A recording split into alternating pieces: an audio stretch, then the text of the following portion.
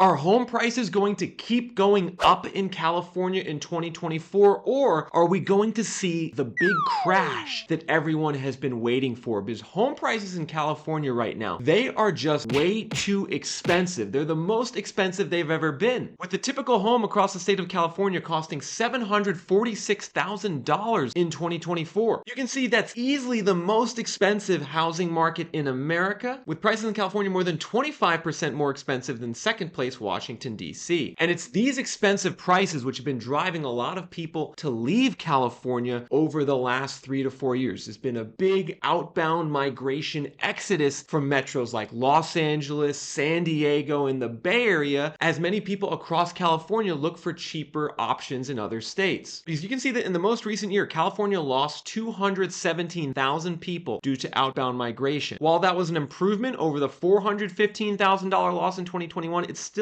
one of the worst showings of all time in terms of California migration history, indicating that the state is still losing lots of people. However, what's interesting is that despite these heavy migration losses, home prices in California have continued to hold their near record high levels. There was a little bit of a dip in prices in California in the middle to the end of 2022, especially in the Bay Area, but since then, prices have either bounced back or stabilized, which is a very curious situation. Why are home prices in California remaining so expensive when so many people are leaving? Well, it all has to do with inventory levels on the market. The number of homes for sale in California is still very, very low, particularly in Southern California. Because you can see in a metro like San Diego, there's 2,600 homes for sale right now on the market. And that's a figure that's well below the long-term norm of 4,400 homes for sale. So you could see the fact that inventory is below this dotted line in San Diego means we're very constrained. There's not enough listings on the market to satisfy the levels of demand, which as a result is causing home prices in San Diego to leap back up 6% over the last year. And later in this video, I'm going to give you guys some projections for where I think home prices are heading in Orange County and San Diego and other parts of California in 2024. But first, I want to zoom out and talk about a very important metric for you guys to understand as a home buyer or real estate investor, especially if you're someone who's looking to buy in the next year or two. You want to understand how overvalued home prices are in your market compared to long-term norms, because I'm sure a lot of you know the prices boomed after the pandemic. They surged up to record highs, and in many cases those prices increased much faster than incomes and wages. And when the prices increase faster than income and wages, that's the telltale sign of a housing bubble. That's right, everyone. So when the prices go way up and the incomes don't follow, that's a signal, hey folks, that's going to be a difficult situation to sustain itself, and ultimately you want to exercise some caution buying in housing markets that are more overvalued. And so if we go here on Reventure app, which is the program that I'm using in this video, it's actually a website that you guys have access to look at all of this data. We can see that if I change the metric to overvaluation percentage, that a lot of California is overvalued in terms of home prices. We can see up here in the Bay Area, Santa Clara County, one of the most expensive housing markets in America, is 20% overvalued. The typical price today is $1.49 million. The fair home value based on underlying incomes is $1.2 million. So there's some downside in Santa Clara County if those inventory levels were to increase enough. Moreover, we can see up in Northern California, up in Sutter and Yuba counties, prices are about 30 to 40% overvalued. So we got a lot of overvaluation here. And as we head down further to Southern California, we can see Kern County and Bakersfield is 19% overvalued. San Bernardino is 25% overvalued as well. And the way that we calculate overvalued percentage here at Reventure app is actually a very simple calculation for you to understand. We look at the historical history of how home prices compared to incomes. Most specifically, we look at the home value to income ratio today and how it compares to the long-term norms. And so in San Bernardino County, the home value to income ratio today is 6.3. Typical home value of $519,000 is 6.3 times the median income of $82,000. And the way that you know this market's overvalued is you can see this value to income ratio, it's above the long-term norm of 5x. So over the last 20 years, home prices in San Bernardino on average were 5 times income. Now they're 6.3 times income, which is actually a similar level of overvaluation to what we saw in 2006, right before a massive crash that sent home prices in Bakersfield down by almost 50%. Now, I don't think prices are going to go down 50% again, but what I do feel pretty confident in saying is that eventually this home value to income ratio, whether it's in San Bernardino or other parts of California, is going to trend closer to this long-term average of 5x. And so that implies signifies that either home prices need to come down and or incomes need to go up. We're going to need to see some combination of those two things happen over the next couple of years for balance and equilibrium to be restored to the California housing market. Because even though, prices are still high and they're still going up in some areas, the actual demand in the market is very, very low right now. I mean, the crazy high prices combined with mortgage rates near 7% has iced many buyers on the market. And as a result, the home sales in California have plummeted over the last year. If we go to the California Association of Realtors late 2023 housing market update, we could see sales were down 26% year to date. The overall sales volumes resting at basically the lowest level since 2007. So take a look at this, everyone. Sales volumes at the lowest level since 2007. That's actually not a good signal for the health of the California housing market. It suggests that, this market is not being propped up by strong buyer demand, rather by a lack of new listings. And so if the listings were to increase in California in 2024 and 2025, say because more sellers started to feel financial stress, say all those big tech layoffs start leading to some people needing to sell their homes, say the unemployment rate in the state of California keeps going up. Right now it's at 4.9%, one of the highest in America. Well, those are things that could cause more forced selling, which would increase the listings and inventory at a time when home buyers in California, they just can't afford it. So if we head back here to Reventure app and we change the data point to monthly house payment, we can see the typical monthly house payment for a new home buyer in California at today's prices and mortgage rates is $5,200 a month. That's right, everyone, $5,200 a month for just the typical house across California. And you can see that that is by far the highest house payment in America. It's nearly $1,000 higher than number 2, Massachusetts. So think about that. California is so expensive for home buyers in terms of ongoing payments that the payments are almost 20% higher than second place, Massachusetts. That's crazy, everyone. And hopefully what that means is if you're a home buyer in California,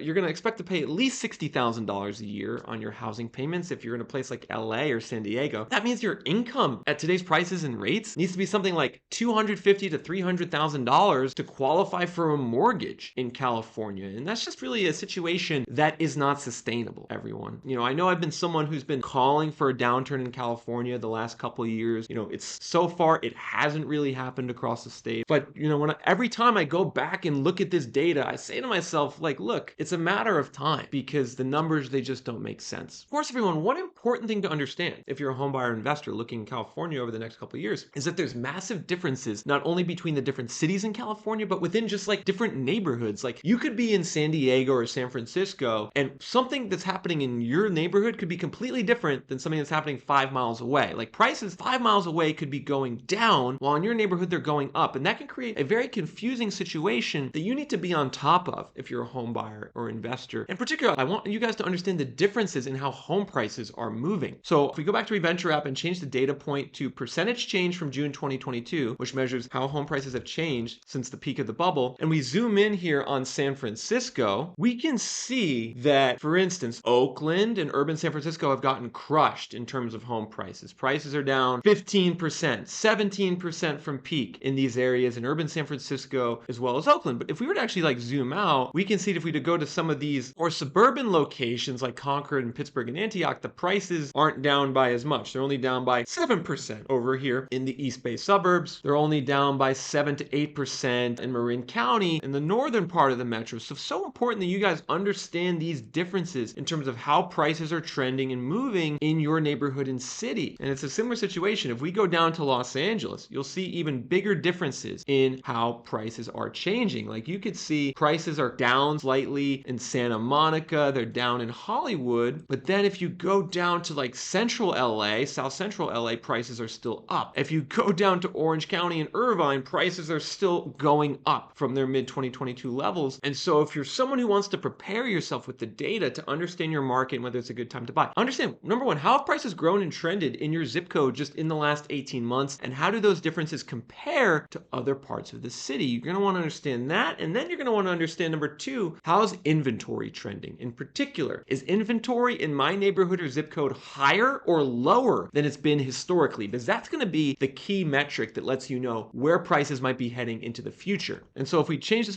data point to sale inventory deficit, what do you see actually? Oh, there's actually a pretty heavy correlation between, where inventory is up. Inventory is up in these zip codes in red. It's down in these zip codes in blue. And you can see there's a pretty heavy correlation correlation between that and where prices are going. And so if you're near Anaheim and you're in a zip code where inventory is still down 50% from normal and it hasn't really gotten better in the last, year, that's a signal that prices are still going to have upward pressure if inventory is down 50% from normal. However, if we go here in LA to a zip code where inventory is up 38% from normal, 90016, that's going to be a signal that there's going to be more downward price pressure. Same situation here if we go to Riverside metro area, Riverside County, San Bernardino County, we have, some zip codes like Rancho Cucamonga where inventory is down 55% from normal. However, if we head out to Palm Springs, look at this, folks, in Palm Springs, inventory is now up 25% from normal. And so that suggests downward price pressure potentially in Palm Springs, while in Chino and Rancho Cucamonga, prices might still be heading up in the first part of 2024. But ultimately, folks, I have to warn you all, I would be very, very careful buying in California no matter what, because the history of California's housing market is one that is plagued with lots of volatility and some fairly big housing downturns in its history. For instance, back in the last housing crash, 2007 to 2012, home prices across California collapsed by 40%. That's right, everyone. Prices in California went down 40% in the last downturn. They collapsed from a typical price of $474,000 down to $276,000. I mean, it was an absolute brutal downturn that lasted about 5 to 6 years, where lots of people got wiped out, lots of people got foreclosed on. You guys can let me know in the comments if you remember what happened in California in this last housing downturn. But now some people will say, hey, the last housing crash from 2007 to 2012, they say is an aberration. They say it was caused by bad mortgages and that we don't have those bad mortgages anymore. And so thus we shouldn't worry about what happened in California back in 2007 to 2012. I hear a lot of people say that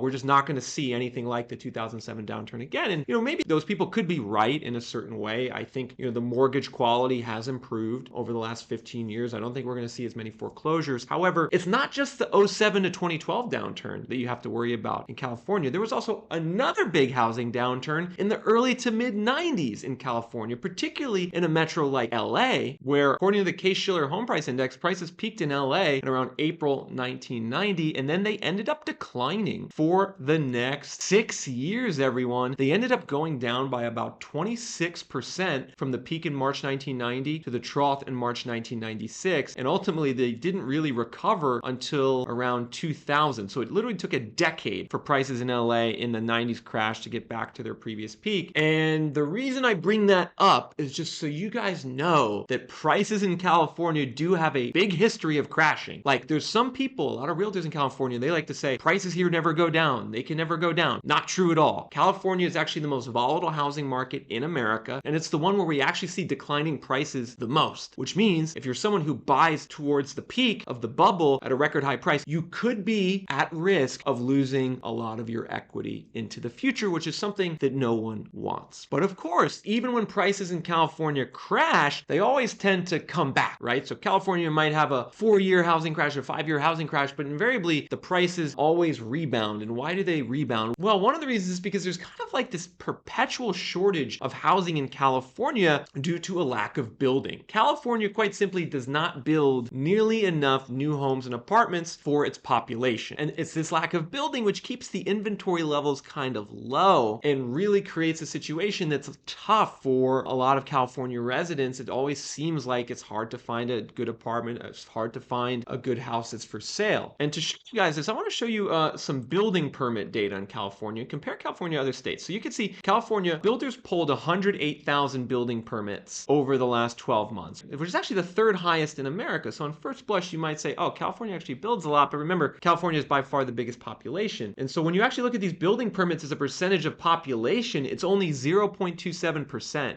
of the population gets a building permit every single year. That's one of the lowest in America. It's half the building rate of Nevada. It's a third the building rate of Arizona. It's almost a quarter the building rate of Idaho. And it's a third of the building rate of Texas. And what's concerning is that these building permits in California, they kind of like peaked the 05-06 bubble around 200,000 permits, and then they crashed, and then they've never really recovered. Like, look at this. In the last 6-7 years, California building permits have just stayed in the same range, even through this housing boom. Like, there was no actual surge in building over the last couple of years as prices and rents went up. Whereas in a state like Texas, you can see that the building permits spiked during the pandemic and are still at one of the highest rates of all time. So in Texas, they're building lots and lots of homes. In California, they're not. Particularly in Los Angeles, where the building permit rate is only 0.2%, 0.2%, or in San Francisco where it's 0.19%. I mean, these are just such low rates of home building. We can see the only California metros that do even a decent job of building are Madera, Napa, Hanford, and Sacramento and Riverside. Other than that, there's just very little building in California. And so that lack of building is something that is problematic, right? It means that even if we do get a housing crash in the next couple years in California that resets prices maybe 20%, we're not going to see likely prices just like stay low for an extended period. There'll likely be a rebound at some point because there just isn't enough